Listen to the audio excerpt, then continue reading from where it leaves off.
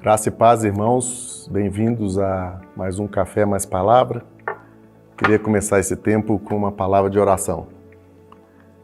Pai, é com ações de graças que estamos aqui nesse momento para meditar na Tua Palavra, sabendo que ela tem o poder de nos transformar pela iluminação do Teu Santo Espírito. Então, nos ajuda aqui, Senhor, durante mais esse tempo aqui de compartilhar da Tua Palavra, seja o Senhor a falar aos nossos corações.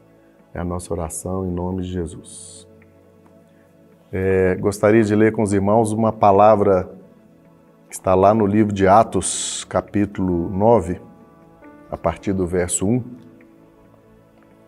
Saulo, respirando ainda ameaças e morte contra os discípulos do Senhor, dirigiu-se ao sumo sacerdote e lhe pediu cartas para as sinagogas de Damasco, a fim de que, caso achasse alguns que eram do caminho, assim homens como mulheres, os levasse presos para Jerusalém. Seguindo ele estrada fora, ao aproximar-se de Damasco, subitamente uma luz do céu brilhou ao seu redor, e caindo por terra, ouviu uma voz que lhe dizia: Saulo, Saulo, por que me persegues? Ele perguntou: Quem és tu, Senhor? E a resposta foi: Eu sou Jesus, a quem tu persegues. Mas levanta-te e entra na cidade, onde te dirão o que te convém fazer. Os seus companheiros de viagem pararam emudecidos, ouvindo a voz, não vendo, contudo, ninguém. Então se levantou Saulo da terra e, abrindo os olhos, nada podia ver, e, guiando-o pela mão, levaram-no para Damasco. Esteve 3 dias sem ver, durante os quais nada comeu nem bebeu. Essa passagem aqui fala do encontro que Saulo de Tarso teve com o nosso Senhor Jesus. E esse encontro foi emblemático na vida do Saulo. Ele nunca mais foi a mesma pessoa. Ele até então achava que estava fazendo algo que agradava o coração de Deus, mas depois desse encontro, ele mudou a sua forma de pensar. Assim como nós, o que muda a vida de uma pessoa, de uma forma definitiva, de uma forma profunda, é um encontro pessoal, com o Senhor Jesus. E depois desse encontro que Saulo teve, a Bíblia relata que ele ficou 3 dias, sem enxergar, e ficou também 3 dias de jejum, que ele fala que não comeu nem bebeu nada.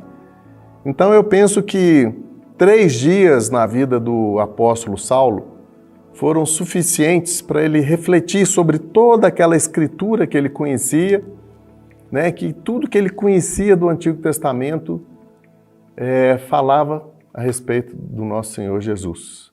Então, foram 3 dias que não foram nada desperdiçados, pelo fato de ele não estar enxergando nada. Ele, na sua mente, ele trouxe à memória tudo aquilo que ele já tinha da palavra de Deus, e pela iluminação do Espírito Santo, ele pôde ver que toda a Bíblia que ele conhecia, todas as Escrituras falavam do nosso Senhor Jesus. Assim como nós, talvez muitos de nós precisou de muito mais do que 3 dias para refletir que as Escrituras falam tão somente do Senhor Jesus e da sua obra consumada na cruz. Mas é fato que depois da gente ter essa reflexão de quem é o Senhor Jesus, que o foco da palavra de Deus é toda, a Bíblia ela é toda cristocêntrica.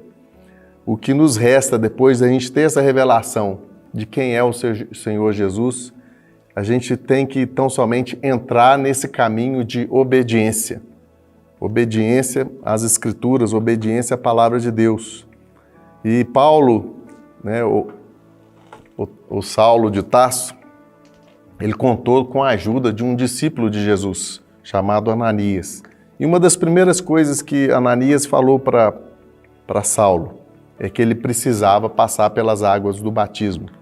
né, todo aquele servo de Deus, todo aquele filho de Deus que teve já revelação de quem é o Senhor Jesus, talvez a primeira coisa que essa pessoa deva fazer é passar pelas águas do batismo. Não existe preparação, né, como a gente faz muitas vezes, mas é tão somente a revelação de quem é o Senhor Jesus, da obra que Ele consumou na cruz, que é o que poderíamos falar, o pré-requisito para que as pessoas possam ser batizadas. Né? Paulo demorou 3 dias. Depois de 3 dias meditando nas Escrituras, ele falou assim, não, eu tenho que entrar nesse caminho de obediência. E esse caminho de obediência, esse caminho de seguir o Senhor, né, começa por essa cerimônia, uma coisa tão singela, tão simples. A pessoa vai dar aquele testemunho público de quem é Jesus para ela.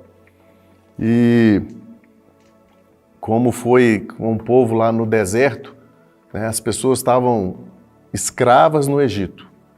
Jesus vai, mostra para elas que elas têm que passar o sangue na verga da porta, serem libertas, né, daquele anjo da morte que mataria o primogênito, e elas sabem que agora o caminho delas é rumo à terra prometida.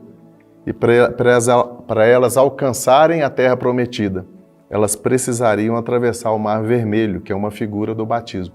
Então esse, né, talvez seja o primeiro passo de todo cristão, dar esse testemunho público, né, de quem é Jesus para elas. Porque o batismo, ele não tem essa figura da salvação, mas se a pessoa quer rumar para a terra prometida, para o reino celestial, ela tem que dar esse testemunho público. Jesus falou para Nicodemos, se você não nascer de novo, você não pode ver o reino de Deus. E depois ele fala, Nicodemos, se você não nascer da água e do Espírito, né, você não pode entrar no reino de Deus. Então essa figura do batismo, essa cerimônia do batismo, ela é sim um pré-requisito para que a gente possa alcançar esse reino eterno do nosso Senhor Jesus. Os escravos, o povo de Deus que era escravo lá no Egito, na verdade eles tiveram que atravessar 2 águas. Eles atravessaram as águas do Mar Vermelho e depois atravessaram as águas do Rio Jordão. Nós, como filhos de Deus, nós entramos na água do batismo e depois o Espírito de Deus, ele vai nos introduzir, né, por esse poder regenerador que ele tem de nos purificar, e aí entra a figura da água mesmo. E o Espírito Santo de Deus tem o poder de nos fazer entrar nessa realidade celestial que é o reino de Deus.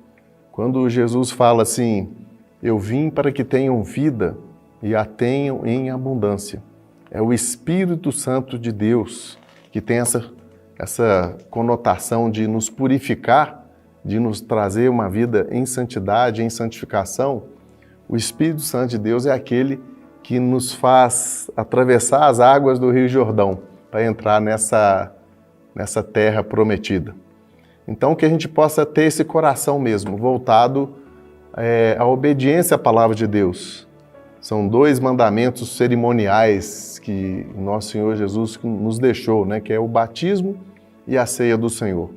Então, como servos, como filhos amados de Deus, nós temos que desejar ardentemente andar nesse caminho de obediência para que possamos tomar posse desse reino que já foi preparado para nós. Que o Senhor nos abençoe nesse dia e nos conduza pela Tua palavra. Amém.